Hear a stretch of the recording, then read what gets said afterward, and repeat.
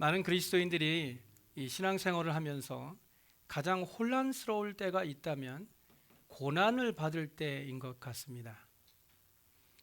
나는 지금껏 성실하게 살았고 교회에도 열심히 다녔고 하나님 앞에 뭐 그렇게 크게 지은 죄도 없는 것 같은데 왜 이런 고난이 내게 임하는가 하는 고민을 할 때가 많이 있죠.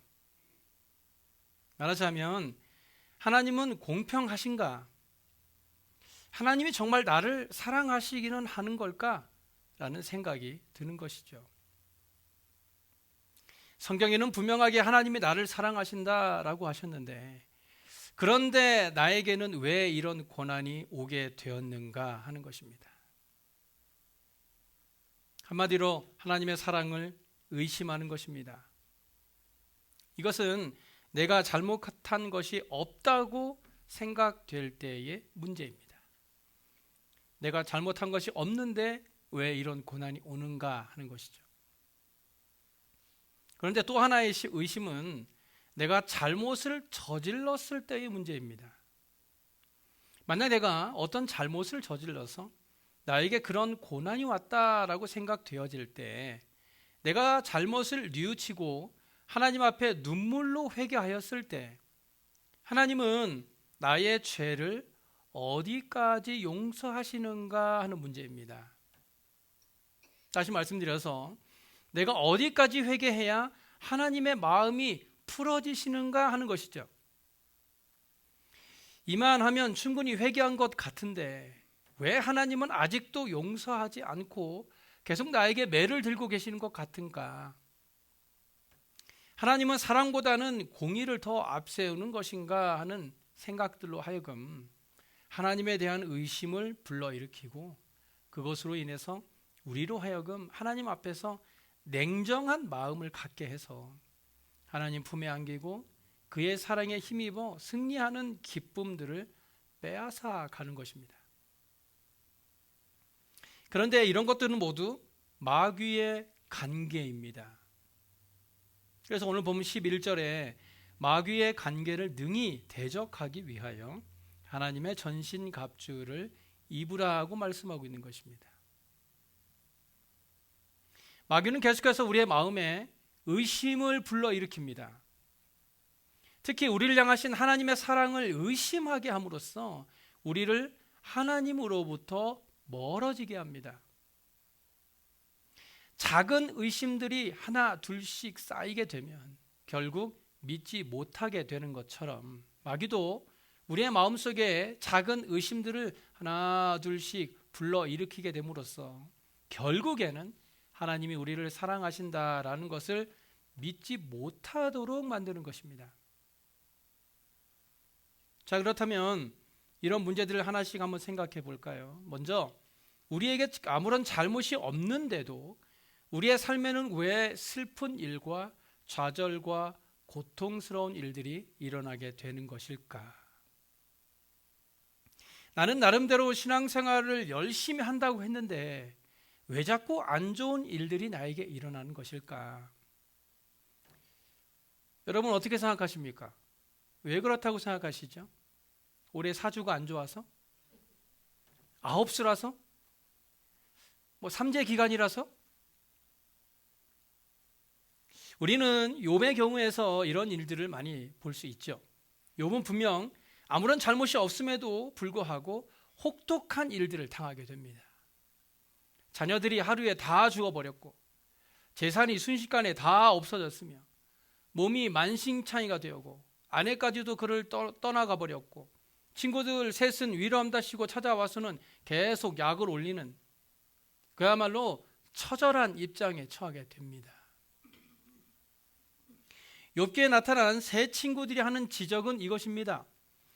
네가 이런 꼴을 당하는 것을 보니 너는 분명 죄를 지은 것이 분명하다.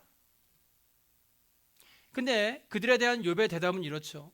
나는 죄를 지은 것이 없다. 그래서 나는 억울하다.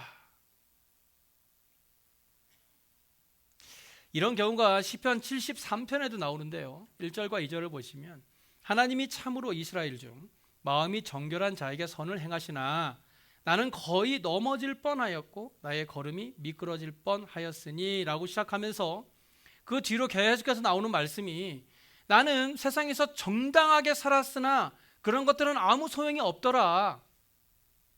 내가 그런 어려움에 처하게 된 것은 결국 모두 하나님이 공평하지 않기 때문이다 라는 것입니다. 이것은 악인들의 형통함을 보고 내린 결론이죠. 나는 악인들과 같이 살지 않으려고 남들이 다 하는 것도 하지 않고 누가 보지 않아도 선하게 살았는데 나는 지금 고통을 당하고 있고 악인은 오히려 잘 먹고 잘 사는 것을 보니 결국 하나님의 공평이 문제가 있다. 하나님은 공평하지 않기 때문이다 라는 것입니다. 악인들이 어떻게 형통합니까? 악인들은요, 의인을 짓밟아 올라서서 형통합니다.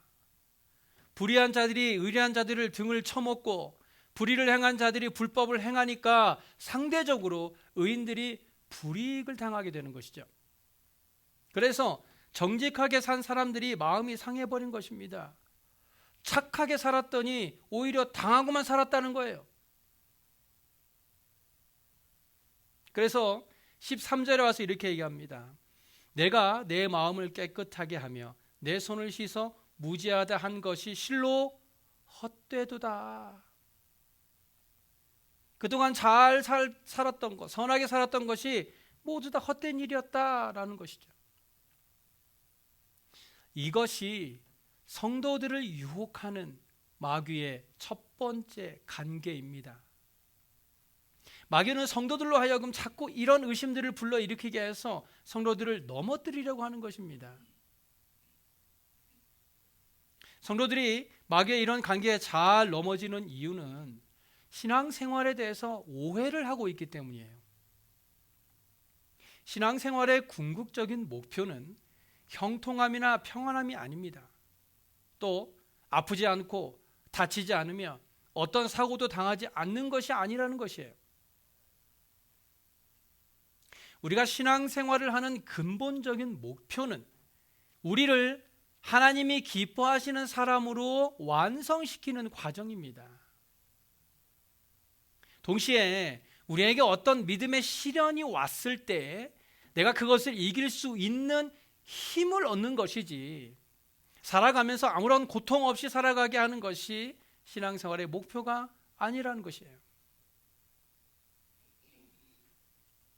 제가 여름에는 캠핑 여행을 자주 가는데요, 가장 기억에 남고 가장 좋았던 곳을 말해보라라고 하면 저는 유타라고 말하고 싶습니다. 왜냐하면 유타에서 캠핑을 여러 번 했었는데요, 그때마다 참 힘들었습니다. 덥고 바람 심하게 불고 먼지는 또 왜 그렇게 많은지 고생입니다. 그런데 참 이상한 것이요, 또 제일 좋은 곳을 말해보라면 유타입니다. 그렇게 고생을 했는데도 말로 표현할 수 없는 아름다운 밤하늘의 별들을 볼 수 있었고, 힘들게 등산을 하고 난 뒤에 사진으로는 다 담을 수 없는 멋진 풍경들을 바로 그곳에서 보았기 때문이에요. 생각해 보면 별로 고생도 없이 다녀온 곳은 거기서 무엇을 했는지 잘 기억이 나지 않더라는 것이에요. 욥기 1장 1절을 한번 볼까요? 우스 땅에 욥이라 불리는 사람이 있었는데 그 사람은 온전하고 정직하여 하나님을 경외하며 악에서 떠난 자더라. 욥은 이런 사람이었어요. 그는 죄를 짓는 것을 싫어하는 사람, 죄를 짓는 것을 가장 무서워하는 사람, 그래서 죄만 안 지으면 된다라는 신앙을 가지고 있던 사람이었습니다. 욥의 문제가 바로 이것 때문이에요. 우리들의 자녀들을 한번 보세요. 우리의 자녀가 거짓말도 안 하고 사고도 안 치고 엄마 속도 썩이지 않는 것이 전부가 아니죠. 학생은 학교를 가야 돼요. 학교에 가면 공부를 해야 되죠. 그것도 잘해야 됩니다. 만약 아이가 공부를 못하면 엄마가 뭐라 그래요? 얘는 공부도 못하는 주제에 사고도 안 친대요. 사실 사고도 안 치고 속도 안 썩이고 공부도 잘하면 제일 좋겠죠. 그런데 그게 안 된다면 사고를 치고 속을 썩히는 일이 있어도 공부만 잘하면 된다고 생각합니다. 즉 그 아이의 성품은 어떠하든지 다른 무엇보다 공부만 잘하면 된다라고 생각하는 것이 가장 중요한 문제죠. 공부만 잘하면 사고 치는 것은 내가 어떻게든 보상해 보겠다라는 것 아닙니까? 하지만요, 학교에서 배우는 것은 공부가 다가 아니죠. 윤리적인 부분도 배우고 친구와 잘 지내는 법, 또 윗사람을 공경하는 것 등 사회에 나가서 생활해야 하는 전반적인 것들을 두루두루 배우는 것이 학교입니다. 그래서 선생님은 학생들에게 숙제를 내주죠. 선생님이 숙제를 내주는 이유는 숙제를 통해서 머릿속에 완전히 익히라는 것입니다. 완전히 너의 것으로 만들어라 라는 것이죠. 사실 숙제를 내주는 선생님은 귀찮아요. 숙제를 내주면 검사도 해야 되고 체크를 해서 다시 보내줘야 되고 숙제도 내줘야 되고 일이 많습니다.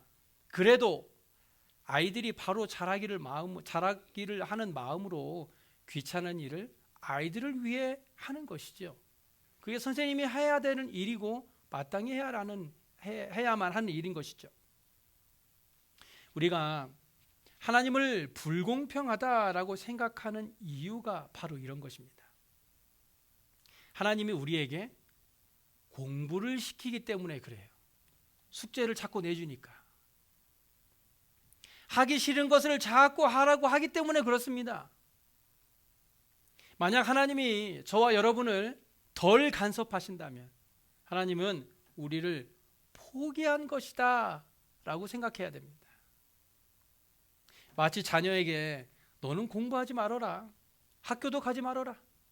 그냥 네가 하고 싶은 것만 하다가 그냥 편하게 살다가 가라라. 그냥 어떻게든 되겠지.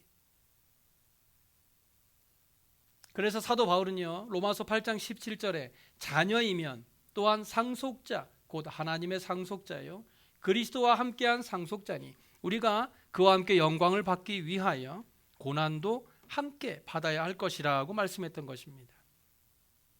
여기 고난은 왜 있는 것입니까?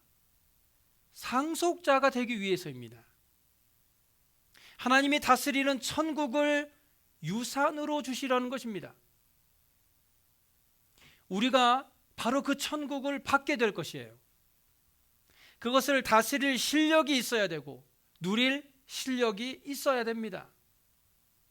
실력이 없는 사람에게 천국을 물려주는 것은 아무런 수용을 할 수 없는 사람에게 금은 보화를 주고서 물을 건너가라 라는 것과 똑같아요. 죽으라는 것이죠. 우리는 그와 함께 영광을 누리기 위해 마땅히 훈련되어야 합니다. 연단을 받아야 해요.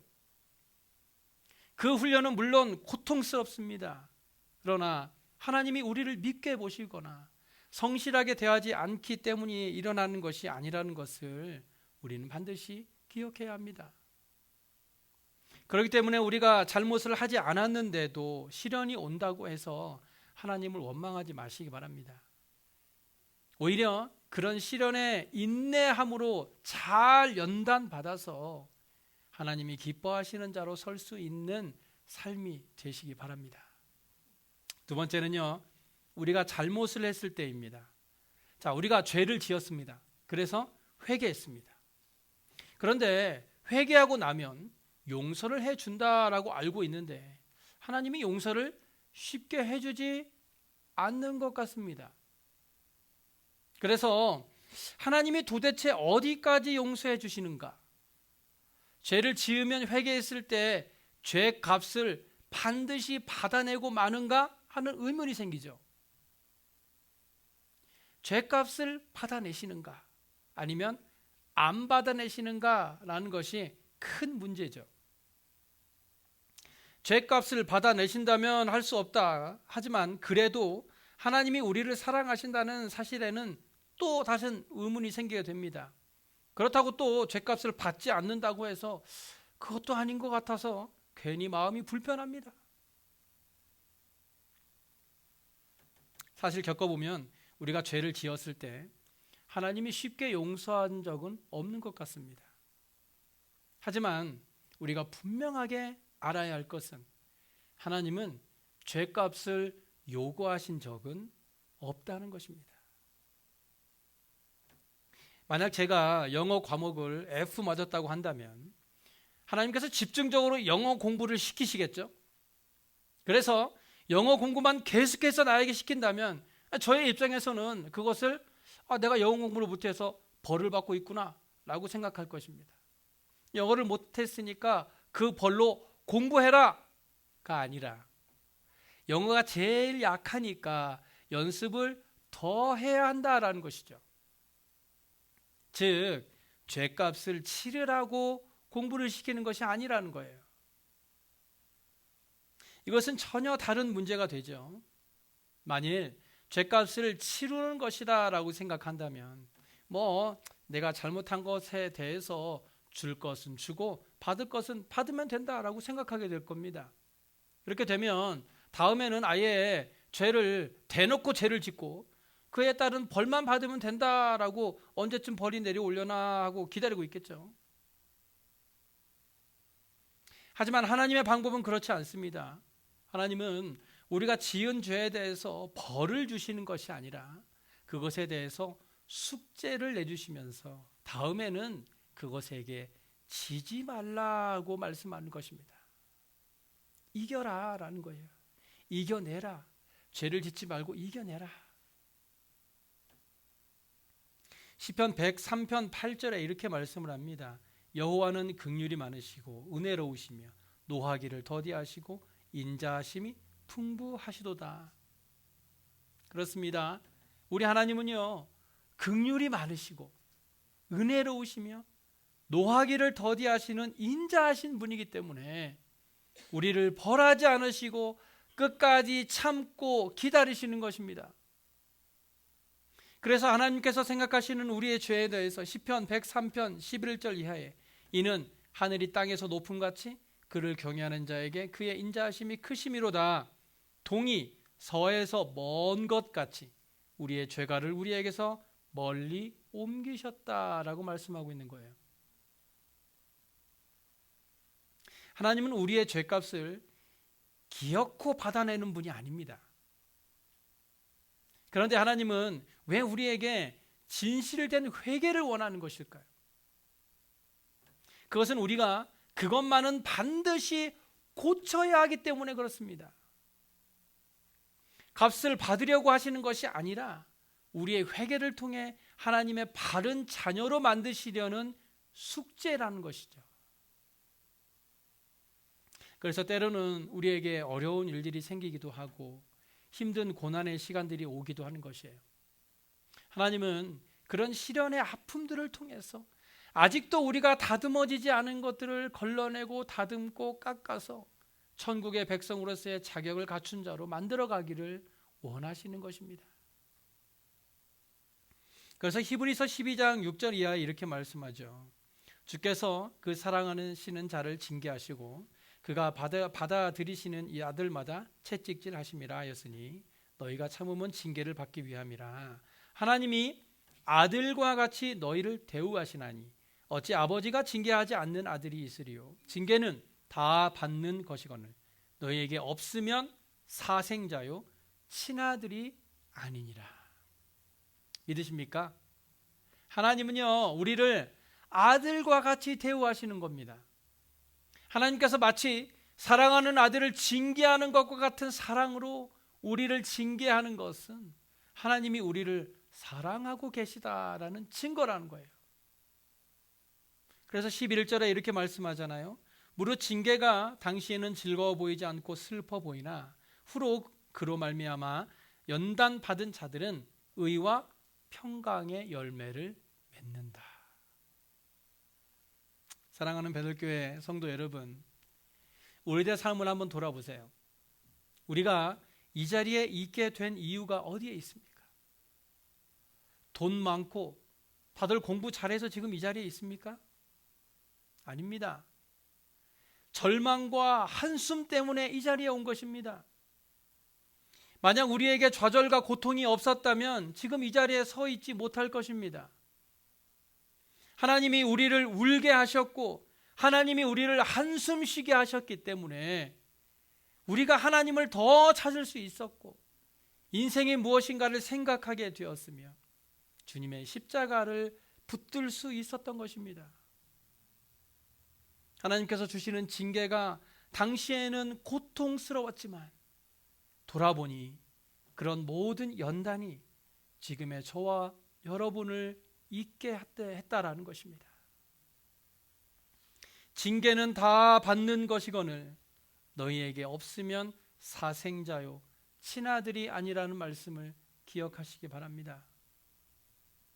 만약 여러분이 작은 죄를 지었을 때 하나님으로부터 징계가 바로 임하게 된다면 그만큼 하나님께서 여러분을 사랑하고 계시다는 증거입니다. 오히려 내가 죄를 지었는데도 아무런 징계가 없다면 그것을 두려워해야 합니다. 마귀는 우리의 마음에 자꾸만 의심을 품게 합니다. 하나님은 불공평하다. 하나님은 내가 지은 죄를 참지 않으신다. 너는 어떤 수단을 써서라도 그 죄값을 치러야 한다. 이렇게 함으로써 우리가 하나님 안에서의 기쁨과 위로와 자랑과 평화를 누릴 틈이 없게 만드는 것입니다. 흔들리는 기초에는 절대로 집을 지을 수 없습니다. 그래서 마귀는 계속해서 우리의 믿음의 기초를 흔들려고 하는 것입니다. 집을 짓지 못하게 해서 열매를 맺을 틈이 없도록 우리를 계속해서 흔들므로 우리 자신을 흔들고 하나님과의 관계를 흔드는 것입니다. 그래서 우리가 이런 마귀의 관계를 이기기 위해 본문 13절에 그러므로 하나님의 전신 갑주를 취하라. 이는 악한 날에 너희가 능히 대적하고 모든 일을 행한 후에 서기 위함이라 라고 말하고 있는 거예요. 마귀는 계속해서 우리의 마음을 흔들고 하나님의 사랑을 의심하게 할 것입니다. 하지만 우리가 하나님의 전신 갑주를 입을 때에 악한 마귀를 능히 대적하고 넉넉히 이기는 승리를 맛보게 될 것입니다.